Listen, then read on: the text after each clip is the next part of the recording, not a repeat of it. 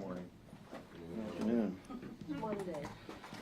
Are we doing any opening? I guess not, Kevin. If you're standing back there, you're expecting me to do the opening?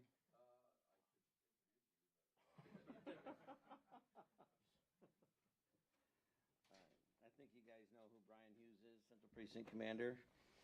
So when the hard balls come, that's why I've got him here to just pass off. So, all right, we ready? Can you take a half a step that way when you do? Oh, perfect. Anybody not ready? No, we're good. Okay. All right, so go ahead, Chief, whenever you're ready. Yeah, good afternoon. Thanks for joining us here this afternoon. I just want to take a few minutes, be available to answer questions. A lot going on in the public safety space, particularly around immigration, both here in Portland as well as what we're seeing nationally and particularly in Los Angeles. I want Portlanders to know that in the Police Bureau we continue to be committed to our role in protecting the rights of all Portlanders. We haven't varied from that. We are in compliance with both state law as well as city policy as well as the Portland Police Bureau policy.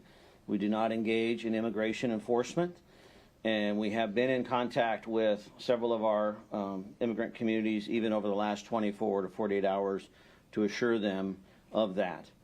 There was a video that was circulated on social media on, I believe, Sunday, demonstrating what appeared to be officers supporting or participating down at the ICE facility after a lot of back and forth learning from both Commander Hughes as well as our federal partners. We did in fact have a transport van that showed up at the facility. It was in the early morning hours after operations had ceased. There was a small crowd of demonstrators that had been out there throughout the evening. The driveway had become barricaded, and the employees of the van was empty of any detainees. It was simply had 2 or 3 employees. I'm not sure which, maybe 2. We can get you a number, but they needed to get the van into the building so they could get their keys and go home in their personal vehicles. And they called 911 and asked for assistance, and we were there. We engaged. The officers have a relationship. They know many of the demonstrators who have been in attendance down at the facility because there have been a number of peaceful protests down there over the course of the last several weeks. We felt to de-escalate the situation, provide the fastest way to clarify things. The officers took it upon themselves after consulting with Central Precinct leadership to go ahead and clear the obstructions from the driveway, allow the van to park, and then to leave. This is an unusual step. We traditionally do not clear the driveway. In fact, last night there was more debris put in the driveway and we did not take any action there. I've been in touch with our federal partners. There was a lack of communication between us and the Federal Protective Service during those early morning hours. We've rectified that with some contacts and some phone numbers. But we did take that initial step on Saturday night, Sunday morning, which I am in agreement with. I believe it was an appropriate action by our members to de-escalate a potentially tense situation and to get the empty van into the building so that those employees could go home as any other employee in the city of Portland should be allowed to go home. Going forward, as I said, we will not be clearing stuff from the driveway of the facility, and also we will not be engaging with any kind of perceived or actual support of vans or transports or anything of that nature, and we're making that clear to our members as well as to our federal partners, and they are in agreement with that. They do not want to put us in a position, and they understand the confusion. I apologize to the community for that, and you know, we intend to clear up some of those lines of communication going forward. But I do respect the decision that was made. It really, over the last 24 to 48 hours since that time period, we have made a couple of arrests down there for ongoing vandalism. Those were done with limited use of force, and we also are, you know, reminding people that we are not supportive of occupying the quote-unquote ICE facility as we've seen in the past. So there's been some attempts on the east side of the building, which we've been working with demonstrators to try and encourage them to find another way to express their opinions and beliefs. Finally, I would say that I have been in regular contact with the mayor, with the council offices. I appreciate their engagement, their concern, as well as their support. We are also working closely with the governor, the attorney general. The state of Oregon is very united in our belief and understanding and values around immigration and protecting the rights of all Portlanders, and that has not changed since we began this conversation, and I intend to keep that top of mind going forward. Questions, or did I answer everything? Fresh off of the 2020 elections that we all had to deal with in those protests, what do you want the public to know about how you guys are going to do things differently than you did before? Well, we have made great strides since 2020. We have really taken a hard look at many different aspects of how we manage crowds. And when I say manage crowds, as I said to counselors this morning, I don't see it as the police managing the crowd. I see this as Portland managing its own behavior. We have had a number of demonstrations since the first of the year, some totaling in the several thousands. We expect there to be a large-scale event on Saturday, the 14th, and I couldn't be more pleased or encouraged by the way that Portlanders are showing up and expressing their First Amendment rights and not engaging in violence, not engaging in vandalism. That still is not an acceptable way to express our First Amendment rights. We need to be able to convey to all Portlanders that Portland is a safe city where you can participate. We have taken steps as an independent review that was done, and we've adopted many of those recommendations. Our dialogue liaison officers are having great success in coordinating and reaching out to organizers. They did try to engage the last few nights and were rebuffed at those attempts. We don't force ourselves on people, but if we can participate with them to help facilitate safe events. We're training more frequently. We are working closely with our training division and national standards. And we also, as you may remember, are doing things on an international level. We brought in a subject matter expert from London. We have actually taught in London. We are looking at best practices around the United States and around the country. And we are much better prepared organizationally to respond. But my hope and belief is that we will not see a repeat of the events that we saw in 20 and 21. Chief, in 2018, we had Occupy all the way down there for 5 weeks. I talked to the protesters down there today who are setting up an encampment, encouraging others to come down. They say they are going to be there for the long haul. What's the plan? Are you going to do anything or let them occupy for the next several weeks? Yeah, we will not be allowing them to occupy or set up. I haven't obviously been down there to see it myself personally, but our position remains the same, that we are not going to allow for things to get entrenched, and there are only negatives that come from that. It becomes much more dangerous for both community as well as for law enforcement. We know that ultimately it will need to be resolved, and when that happens, there's a certainly increased amount of risk. That particular area, referring to the east side of the building, is very complex. There's multiple jurisdictions in that area. City of Portland, there's a private trolley line. There may be don't quote me on this, might be a TriMet piece or another piece. So it's a very complex area. It's a very poor location to pick in terms of wanting to take that kind of direct action, because there are many different competing views on that. And Portland Police has to continue to remain neutral in our approach. We have to be able to work closely with, whether it be our federal law enforcement partners, local agencies, private entities, businesses, etc. We are really trying to manage the needs and desires of all Portlanders. So we will not be permitting any kind of an Occupy type repeat of 2018. There's a lot of video and images coming out of Los Angeles right now, and as things heat up federally, oftentimes we see that replicated in the city. There's multiple events planned in Portland, one in Vancouver today. Do you guys have the resources to handle that, and what do you think about how things are heating up? Yeah, well, I'm very concerned, much like all of you. I pay very close attention to this. I am dependent upon my news sources, similar to you, but I have reached out to our local federal partners, both here and in Seattle. I am in touch with the Major City Chiefs Association. We are sharing information. I believe that we're going to have some opportunity to talk tomorrow, specifically with Chief McDonald and Sheriff Luna down in LA to hopefully get a perspective. We've seen this script. I would just appeal to Portlanders. We've seen this script. We know the harm that comes from those kind of interactions. And so far, in my tenure, we've been able to not have this be about the police. This is about our concerns, and it's about our community. It's about our rights.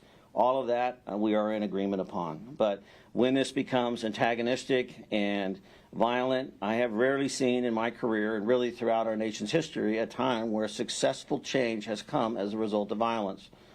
Typically, successful change comes when people come together and really exercise their voice, and we have plenty of examples of that.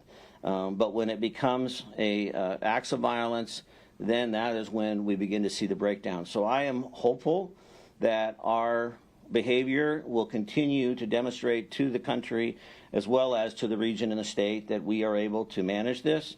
I cannot speak for the federal government. I do not know the intent of the president or any of his federal resources, but I can tell you the federal partners I am talking to, they support my point of view. They want to see Portland be able to manage Portland. Chief, it's described in the first incident from Saturday evening going to Sunday morning that, a contractor called 911 and then command staff made the decision to intervene. If you were Commander Hughes, could give like some sort of timeline about when that call was made and then when command staff ultimately made that. Can you do that, Commander Hughes? I sure can. All right. Yes. Good afternoon, everybody. It's Brian Hughes, Hughes. Timeline with regard to the activities that occurred Saturday night into Sunday morning. At around 11:09 p.m., we received calls from citizens down in the area about noise occurring, banging on signs. And then at 11:54 p.m., 2 area residents came to an officer that was on scene to complain about the noise. At 12:43 a.m., a contractor called the Bureau of Emergency Communications to complain that they were unable to get their van into the ICE facility. That resulted in a dispatch making a notation into the call, alerting the officers that were on the call that the driver of the van needed to park the van and get their personal vehicles and go home, as the chief mentioned. The on-scene incident commander, which was a night shift sergeant for the Portland Police Bureau, contacted his command, including myself and Captain Jones, and we briefed a plan on how to resolve the incident peacefully. At 1:32 a.m., with enough resources in place, officers were able to clear the driveway of debris. They entered onto the driveway by about 20 to 30 feet. It's pretty clear in the video. And for a very brief period of time, removed the debris from the driveway. By 1:51 a.m., officers were clear of the ICE area. And I guess, Chief or Commander Hughes, I'm not trying to throw you into an either-or situation, but... Oh, come on, Zaheem. I mean, that's what this is all about. But I'm imagining maybe the conversation would have been different if the transport van wasn't empty. Correct. That's one thing that's certainly top of mind for me. Yeah. But I want to be clear going forward that the officers used their discretion and the command used their discretion on Saturday night, Sunday morning. I support that decision making, but we will not be doing that going forward. We will make sure that the lines of communication between us and the contractor and FPS, and that's really where the breakdown occurred, was we were working off of partial information, and I'm confident we've clarified now that point. Was the city attorney's office consulted at all in this process, and can you speak to, how you would talk to folks about this being an instance where you have this state law that says do not assist? What would you tell the folks that this is a good opportunity for that discretion where you did assist? I'm going to go out on a limb and say you didn't call the city attorney at 2 in the morning? Or, Did not. okay, so no, the city attorney's office was not consulted on this particular decision. Of course, we work closely with the city attorney's office, on a regular basis around this. Portland Police Bureau is trying to walk a very fine line, and I understand that. And it is not a perfectly straight line. It is one that is constantly shifting underneath our feet. The reality is that this effort around immigration is happening. It's not something that's we can deny. It's happening. As my friend likes to say, life is in session. This is going on, and we are being called upon to show up in that space in some way. And I am very clear and very certain that I understand the rules of engagement as they relate to immigration and immigration enforcement and the role of the Portland Police Bureau in that. And I've also said since the beginning that we are going to continue to be engaged with our federal partners. This is not a time for us to pull away. This is not a time for us to be separate in terms of what is in the best interest of Portlanders, because as we are seeing play out in LA, as we have seen play out historically here in the city of Portland, that once that separation occurs and there's that breakdown of conversation and dialogue, then we see more harm. Can I promise you that won't happen anyway? No. But the events on Sunday morning, the specific events on Sunday morning, I do not see as an assist. I see it as an effort to de-escalate a situation, to bring it to a safe conclusion for everybody involved. But it is a good reminder for us on the importance of making sure that our policies and procedures are in place. I think we're going to see more of this. We're going to be challenged more, and I welcome, the community input, as well as, like I said, the mayor and the council and I regularly talking, as well as our community leaders, about what is the best approach forward. You got two things going on today. You got the ICE occupation, and you also have this convention center protests. Do you guys have enough resources? Where are you focusing the bulk of your resources? Where do you think there will be more activity? Well, we're definitely making the Bureau sweat, as the mayor likes to say. This is a stretch for us, and will continue to be a stretch. We've had the conversation about resources extensively over the last few years. I am proud of the way that the Bureau is demonstrating a high level of flexibility, and we are constantly evaluating, moving resources around, making sure that we can address high priority concerns and calls for service, continue to do investigations, and mitigate some of these public order events. I mean, right now, as I sit here today, I feel confident that we are doing that, and we are doing that well. We are coming off a very intensive 2 weeks in general with the Rose Festival. This is a really all hands on deck season for us. We tend to like to sort of take a breath at the end of the Rose Festival because there is a lot of asks of our services and participation. I was at the parades, both Starlight and the Grand Floral, etc. We have a lot of other things that have been happening. But, Portland Police Bureau is resilient, and I've also been in very close contact with the Oregon State Police. And Superintendent and I spoke today. I know the governor has offered their assistance at any time, so I'm comfortable that if we feel like we're wearing thin or we don't have what we need, that I can pick up the phone, and as they have demonstrated in the past, will partner with us to provide that support that we need. At the moment, is it convention center or is it? I'm not going to speak specifics about tactics or operations. That's I defer that to the incident commanders to make, what's the best use of the resources and the folks we have, and then the contingency plans that they put in place. In terms of what you see being bigger, though? I don't have a comment on that. Chief, I just want to raise one thing that you put out earlier this year, a letter and a Q&A that lists out where police might help them, may or may not help immigration. Mm-hmm. There's like a paragraph in here that talks about, officers are authorized to respond to emergency calls for cover assistance. So about code 3 cover, injured officer, shots fired, specifically those requests from ICE, CBP, or I guess you called this an unusual step. Is this policy kind of written here what you're going to follow moving forward, or? Yes, I mean, I still stand behind that policy decision, but, the world of policing is very fluid. We have to be able to empower our people to make decisions. I mean, it's 1:30 in the morning on a Sunday. It's complicated. There's a lot of competing interests, and to the best of their ability, they're trying to make what they see as the best decision going forward.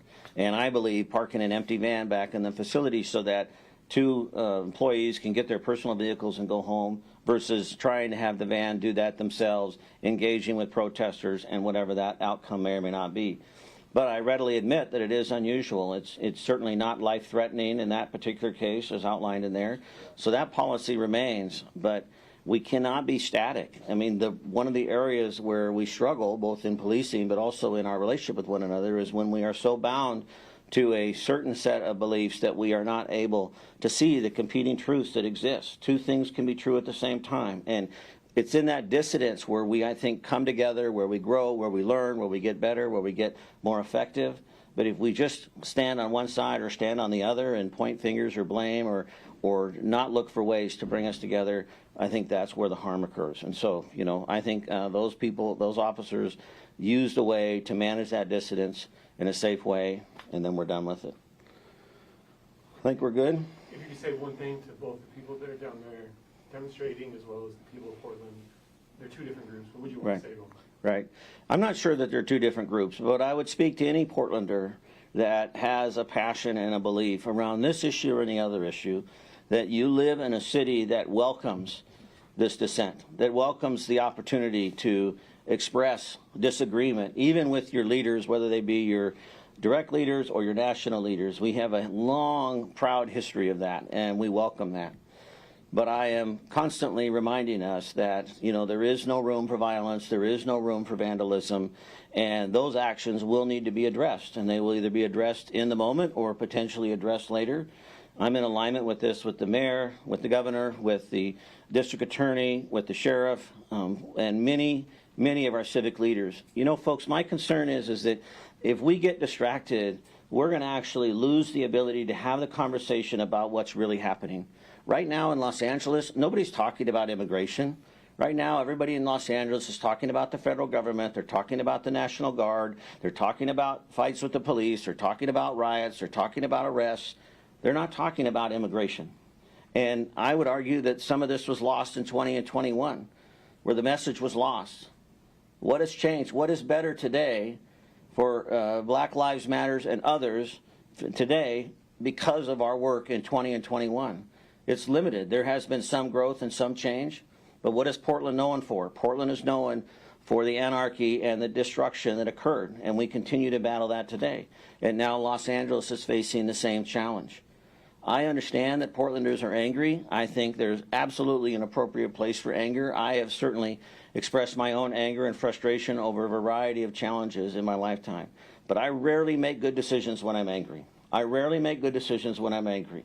And what I'm asking Portlanders to do is to find a way to express that dissent, to be able to come together and message, whether it's to the police chief, whether it's to the mayor, whether it's to the governor, whether it's to the president, their concerns, and then understand that the system is working to try and support that. We see that with the governor. We see that with the attorney general, the lawsuits. You saw it in the mayor's statement today, their willingness to take the government to court if they overreach.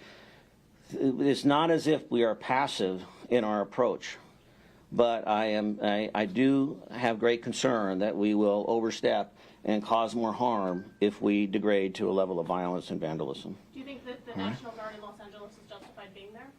I don't have enough information to know the circumstances in Los Angeles and whether the Guard is necessary or not. I do know that, once again, I have heard from several of our regional partners. We have MOUs in place throughout Multnomah County with our law enforcement partners. We have strong relationships with our partners in the Tri-County area and the state police. I'm comfortable that should we have challenges on that level, that we will be able to have the resources we need to deal with it through those relationships, but let's hope that's not the case. All right? Thank you very much. What? I think we're good. All right, Yeah, thanks. You got to get to your next thing. All right. Thanks, guys.